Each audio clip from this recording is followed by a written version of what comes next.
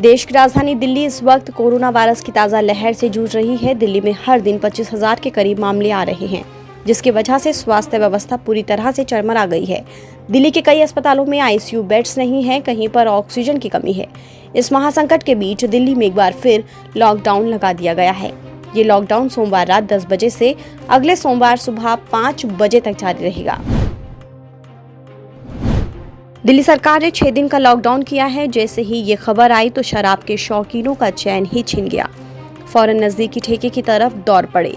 कई जगह दुकानों के बाहर लंबी लंबी लाइनें देखने को मिल रही हैं। कुछ दुकानों पर सोशल डिस्टेंसिंग के नियमों की धज्जियां उड़ती नजर आईं। कुल मिलाकर नज़ारा वैसा ही है जैसा पिछली बार लॉकडाउन के बाद शराब की दुकानें खोलने पर हुआ था। देश में कोरोना संक्रमण का फैलाव तेजी से बढ़ता जा रहा है। बिगड़ते हालात को देखते हुए महानगरों से लोग पलायन कर रहे हैं। दिल्ली, मुंबई, अहमदाबाद समेत अन्य हिस्सों से बड़ी संख्या में लोग अपने घर लौट रहे हैं।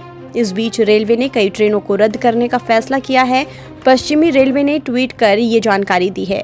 रेलवे ने लिखा कि पश्चिमी रेलवे स्टेशनों पर आने और जाने वाली कुछ स्पेशल ट्रेनों को रद्द कर दिया गया है।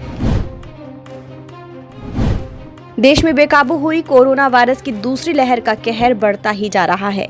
प्रतिदिन नए कोरोना मरीजों और कोविड से मरने वालों की संख्या में भारी बढ़ोतरी दहशत पैदा कर रही है। सोमवार को देश में कोरोना संक्रमण ने अब तक के सभी रिकॉर्ड ध्वस्त कर दिए। देश में पिछले 24 घंटों में 2,74,000 से ज्यादा नए कोरोना मरीज मिले हैं और 1,619 से अधिक लोगों की जिंदगी इस संक्रमण ने ले ली है। भारत में कोरोना की रफ्तार बेलगाम हो गई है। संक्रमण के बढ़ते खतरे को देखते हुए यूनाइटेड किंगडम के प्रधानमंत्री बोरिस जॉनसन ने अपनी भारत यात्रा को टाल दिया। अब वो कुछ दिनों के बाद भारत आने का प्लान बना सकते हैं। ब्रिटिश प्रधानमंत्री बोरिस जॉनसन 25 अप्रैल को भारत आने वाले थे, लेकिन अभी इसे टाल दिया गया है। दुनिया में कोविड-19 के बढ़ते मामलों के कारण ब्रिटिश प्रधानमंत्री बोरिस जॉनसन पर भारत दौरे को टालने का दबाव बढ़ रहा था। ब्रिटेन की विपक्षी लेबर पार्टी ने भी बोरिस जॉनसन से अपना दौरा रद्द करने की मांग की थी। पूर्व प्रधानमंत्री मनमोहन सिंह की चिट्ठी पर सियासत तेज हो गई है। मनमोहन सिंह के पत्र पर केंद्र सरकार के मंत्री ने जवाब दिया है। केंद्रीय स्वास्थ्य मंत्री हर्षवर्धन ने कहा कि आपकी पार्टी में आपकी जैसी सोच रखने वाले नेता कम हैं। केंद्रीय स्वास्थ्य डॉक्टर हर्षवर्धन ने चिट्ठी का जवाब चिट्ठी से ही दिया है। उन्होंने डॉक्टर मनमोहन सिंह को कहा है कि आप जिस रचनात्मक सहयोग की सलाह दी है, अच्छा होता कि आपकी कांग्रेस पार्टी के नेता भी उसे गंभीरता से मानते। पश्चिम बंगाल की मुख्यमंत्री ममता बनर्जी ने चाकुलिया में एक जनसभा को संबोधित करते हुए कहा कि मैं चुनाव आयोग से हाथ जोड़कर निवेदन करती हूं कि 3 चरणों के चुनाव को एक ही दिन या 2 दिन में कराया जाए।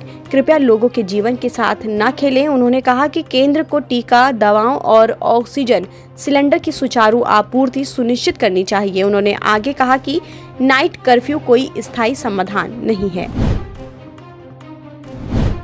कृषि कानूनों के खिलाफ दिल्ली सीमा पर प्रदर्शन पर सुप्रीम कोर्ट ने फिर कहा कि दूसरों के जीवन में बाधा न डालें। एससी ने साफ कहा है कि यदि प्रदर्शनकारी नीति को स्वीकार नहीं करते तो दूसरों को नुकसान नहीं होना चाहिए।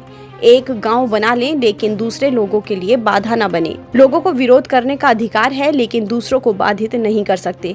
वहीं इस मामले में केंद्र सरकार ने कहा कि इस मुद्दे को हल करने का प्रयास कर रहा है और 2 सप्ताह का समय चाहिए। इसके बाद सुप्रीम कोर्ट ने केंद्र को और समय दिया। मामले की अगली सुनवाई 7 मई को होगी। भारत और चीन के बीच सीमा विवाद अब भी जारी है। हाल में हुए कमांडर स्तरीय बातचीत के बाद चीन ने हॉट स्प्रिंग और गोगरा पोस्ट से पीछे हटने से इनकार कर दिया है। अब इसी इनकार पर कांग्रेस के पूर्व अध्यक्ष राहुल गांधी ने निशाना साधा है। राहुल गांधी ने सोमवार को ट्वीट कर गोगरा हॉटस्पॉट, स्प्रिंग और देपसांग प्लान्स पर चीन सेना का कब्जा भारत के रणनीतिक हितों के साथ ही डीबीओ हवाई पट्टी के लिए भी सीधा खतरा है और चीन के साथ उसकी बातचीत निरर्थक रही है। सप्ताह के पहले कारोबारी दिन यानी सोमवार को शेयर बाजार लाल निशान पर खुला और गिरावट के साथ ही बंद भी हुआ। दिन भर के उतार चढ़ाव के बाद सेंसेक्स 883 अंक लुढ़क कर 47,994 और निफ्टी 258 अंक का गोता लगाकर 14,359 अंक पर बंद हुआ।